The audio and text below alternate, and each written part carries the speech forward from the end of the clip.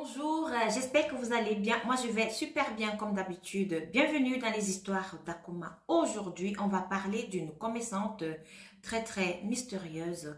Rose était une jeune dame bien aimée dans sa famille, bien éduquée, bien respectueuse. Mais alors, elle n'arrivait pas à joindre les deux bouts pour pouvoir subvenir aux besoins de sa famille. C'est comme ça alors que sa grand-mère qu'elle aimait tant et sa grand-mère l'aimait aussi beaucoup en retour, venait tout le temps dans ses rêves pour passer du temps avec elle et pour la réconforter.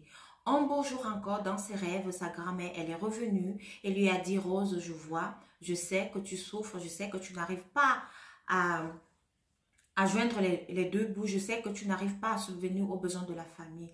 J'aimerais donc que tu viennes ici à la mer, et à la mer, tout au long de la mer, là, tu vas marcher et là, tu vas trouver un billet de 1000 francs. Excusez d'abord, l'histoire se passe exactement en Côte d'Ivoire. C'est comme ça que le lendemain, Rose, elle s'est levée, elle est partie à la mer, elle a fait le long de la mer, elle a trouvé ses 1000 francs. Et sa grand-mère lui avait dit: avec ces 1000 francs-ci, comme tu vends les beignets, il faudra acheter de la farine avec, en fait, le nécessaire pour continuer ta vente. C'est ce que Rose a fait sur toute la ligne. Alors, elle s'est mise donc à refaire ses beignets. Lorsque les beignets se terminaient, elle partait, elle repartait, elle achetait encore notre paquet, elle refaisait ses beignets. C'est comme ça que Rose a eu du succès. C'est comme ça que Rose a commencé à avoir du succès dans son commerce de vente de beignets et de bouillies. Elle a même agrandi son commerce et c'est comme ça aussi, comme sa grand-mère avait dit, comme c'est elle qu'on avait choisi pour subvenir aux besoins de la famille, elle est donc devenue chef de famille. Bon, après, donc alors, il y a eu une voisine à Rose, une voisine commerçante aussi, qui faisait aussi dans les beignets, mais ces beignets, les gens, elle n'avait pas tellement de clientèle comme Rose. Par contre, Rose, elle avait des gens qui avaient des grosses voitures, des gens qui étaient bien placés, qui s'alignaient toujours à son comptoir pour acheter seulement ses beignets. Et cette dame-là, elle avait déjà remarqué que Rose avait trop de succès. Par contre, elle, lorsqu'elle faisait sa farine, elle pouvait rentrer avec ses 2 seaux de farine. Elle versait, donc elle tournait franchement à perte. C'est comme ça qu'un beau jour alors, elle dit à Rose: bon, ma voisine, bonjour, j'aimerais qu'on aille prendre un pot là au bar d'à côté. C'est comme ça qu'elles sont donc allées au bar d'à côté. Elles se sont mises à causer et tout et tout. La voisine de Rose lui a donc posé la question: mais qu'est-ce que tu fais pour avoir tellement de succès avec tes ventes? Moi, ici, je n'arrive même pas à vendre un seau. Je reste même ici jusqu'à 23 heures. Je ne vends pas tout.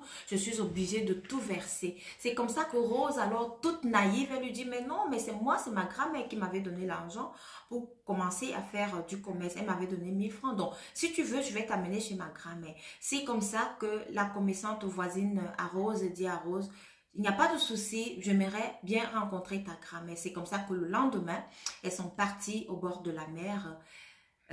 Avant ça, dans la nuit, la grand-mère de Rose, elle est revenue comme d'habitude parce qu'elle revenait dans les nuits de Rose comme d'habitude. Et c'est comme ça que Rose lui a donc parlé de sa voisine commerçante. Et c'est comme ça aussi que sa grand-mère a eu à dire à Rose: ok, il faudra donc l'amener demain au bord de la mer. Bon, c'est la raison pour laquelle Rose l'a donc amenée au bord de la mer. Étant déjà au bord de la mer, elles ont attendu pendant des heures. Et c'est comme ça que la commerçante, elle a donc vu comment une belle femme est apparue. Et là, Rose lui dit: oh, mais voilà ma grand-mère, elle est déjà là. Et la dame, toute étonnée, elle dit: mais comment ça, c'est ta grand-mère? Comment elle est si jeune et belle? C'est ça? C'est elle ta grand-mère? Rose dit: mais oui, mais c'est ma grand-mère. C'est comme ça que la grand-mère demande à la dame: oui, Rose, ma petite fille, elle m'a parlé, elle m'a dit que vous vouliez me voir. Qu'est-ce que je peux faire pour vous? La dame, elle dit à la grand-mère de Rose: j'ai vu votre fille, votre petite fille, elle m'a parlé de vous, donc j'aimerais aussi avoir le même succès qu'elle dans les ventes. C'est comme ça que elle se retrouve donc dans la mer. Donc là maintenant, c'est déjà une partie mystique. Elle se retrouve dans la mer. Et là, on demande donc à la voisine commerçante de Rose de se présenter. Lorsqu'elle se présente, elle donne le nom de sa maman, mais le nom de son papa, elle n'arrive pas à donner. Donc, elle est coincée à ce niveau-là. Donc, elle-même, elle ne sait pas. Bon, c'est comme ça alors que Rose, elle est partie. La dame, elle est restée au fond de la mer, quoi. Les gens ont donc commencé à chercher la dame, mais où est la voisine qui a l'habitude aussi de vendre ici? Elle est où? Elle a disparu parce que là maintenant, sa famille la cherche et tout et tout. C'est comme ça aussi que Rose, toute naïve, comme d'habitude, elle dit que mais la dame, elle était venue me voir de l'amener chez ma grand-mère. Donc moi, je l'ai amenée chez ma grand-mère parce qu'elle voulait aussi le succès en vente. Je l'ai amenée, mais curieusement, elle est restée là-bas dans la mer. C'est comme ça que la famille de la femme a donc eu à porter plainte à Rose et à sa famille. Rose, elle était dans une famille très très culturelle, donc ça veut dire les traductions, elle les respectait. Et c'est comme ça aussi que sa grand-mère, elle avait hérité ce qu'elle avait de ses arrière-grands-parents.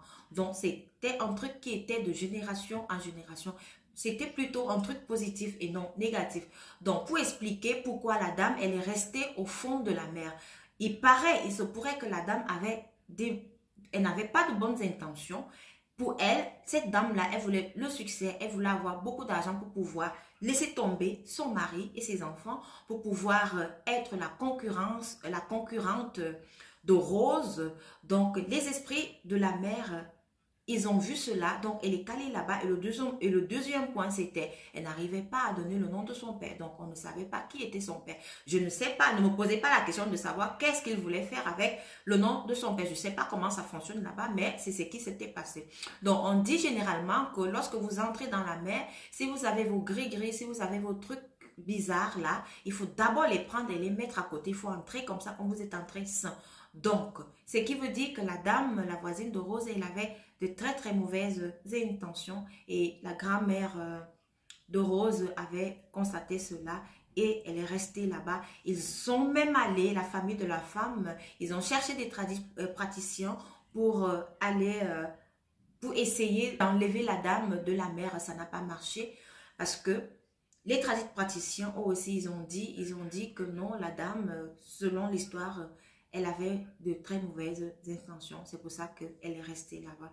Aussi, il faut qu'elle donne le nom de son père. Voilà donc l'histoire de Rose. J'espère que vous avez aimé l'histoire. J'espère aussi que vous avez tiré la morale de l'histoire parce que il faut vous méfier lorsque vous voyez des gens qui ont du succès dans le travail, dans le commerce. Il ne faut pas envier parce que vous ne savez pas ce que ces personnes-là héritent. Vous ne savez pas qui est derrière, qui sont derrière ces personnes-là. Rose, elle avait de la chance. Elle, au moins, elle avait sa grand-mère qui était derrière elle, qui la soutenait. Mais sa voisine avait de très mauvaises intentions. C'est la raison pour laquelle elle est donc restée dans la mer. J'espère que vous avez aimé. Rendez-vous à la prochaine vidéo. Et surtout, n'oubliez pas de vous abonner. Merci.